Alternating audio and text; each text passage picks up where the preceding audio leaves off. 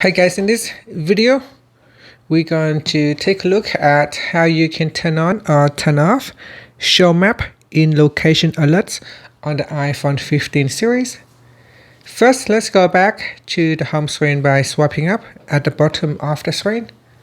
From the home screen, tap on settings. Now in the settings page, we scroll down and then tap on privacy and security.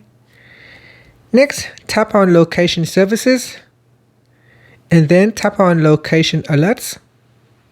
In here, tap on Show Map in Location Alerts. Tap on the toggle button to turn it off, or you can tap on it to switch back on. And that's it. After, you can tap on the back key, or you can swipe up to go back to the home screen. Thank you for watching this video. Please like and subscribe to my channel for more videos.